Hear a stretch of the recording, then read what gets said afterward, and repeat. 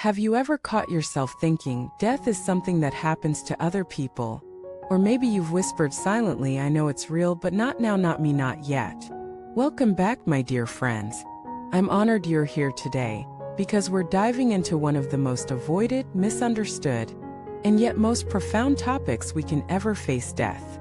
In this video, we'll explore why death isn't far away, and why 99% of people misunderstand what it truly means to die. This isn't a conversation about morbidity or fear. It's a call back to reality, to awakening, because only when we stop running from death do we start living fully. Death is not a tragedy to be feared. It is a mirror, a teacher, and for the sincere seeker, it's the ultimate motivator. So take a breath, open your heart. This might be one of the most important journeys we've taken together. Let us begin with a simple, radical truth. Death is not later. It's now. Not in a fearful, dramatic sense, but in a very real, cellular way. Every breath you take contains both life and death. Every moment that passes is a moment you'll never get back. Every cell in your body is dying and regenerating constantly. Biologically speaking, you are dying and being reborn in every second. Spiritually speaking, you are clinging and letting go in every experience. And yet, we live in denial. We pretend we are immortal. We distract ourselves endlessly to avoid facing the reality of impermanence. Why? Because the ego is terrified of endings. The ego survives by creating illusions of control. It tells stories of someday, later, when I'm ready. But death doesn't ask for permission. It doesn't wait for you to finish your goals. It doesn't check your calendar. It arrives. Silently. Honestly. And what it reveals is not destruction but truth. Here's a story. There was a man named Carlos. He was a successful entrepreneur, driven, ambitious, constantly on the move. He believed in the power of the mind, the law of attraction, manifestation. But he never truly stopped. Then one day, he received a terminal diagnosis. The doctors gave him 6 months. First panic, then grief, then something unexpected: peace. Carlos said something remarkable. I've never felt more alive than now, knowing I'm dying. He began to walk more slowly, to eat with attention, to call people he hadn't spoken to in years. He forgave. He wept. He laughed without needing a reason. He died 5 months later. But in those 5 months, he lived more than he had in 50 years. Why? Because death stripped away the illusion that there would always be more time. Here's what most people don't realize. It's not the length of your life that gives it meaning, it's the depth of your awareness. Death teaches that, not as a punishment, but as a purification.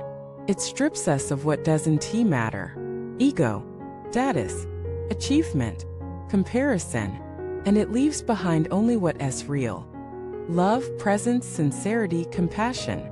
Yet so many run from this lesson. We fill our schedules. We chase goals.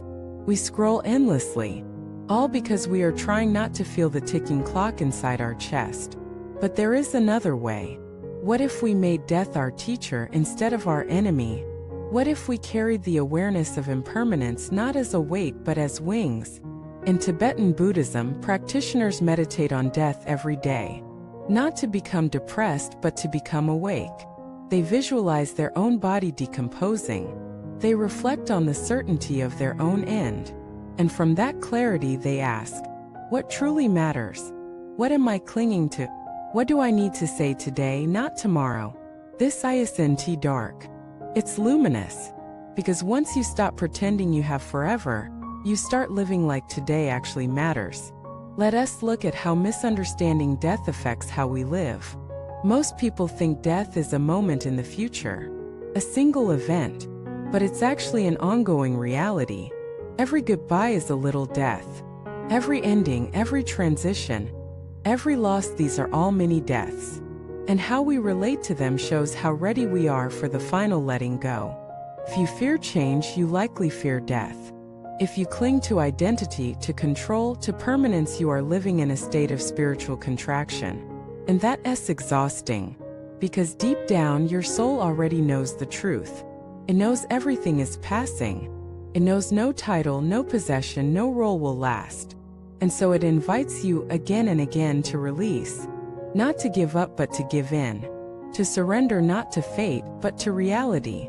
Let me ask you, if you knew with certainty that you had 1 year left to live, how would your life change?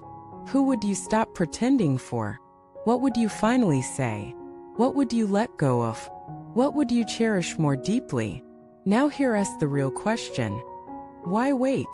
Why delay the clarity that death offers until it's too late? The awakened life is not lived despite death. It's lived because of death. And this brings us to the greatest secret. Death is not the opposite of life. It's the opposite of birth. Life includes both. Death is not the end. It's a doorway, transition, a return. And the more you embrace it now, the less afraid you'll be when it comes. Thank you for watching this video.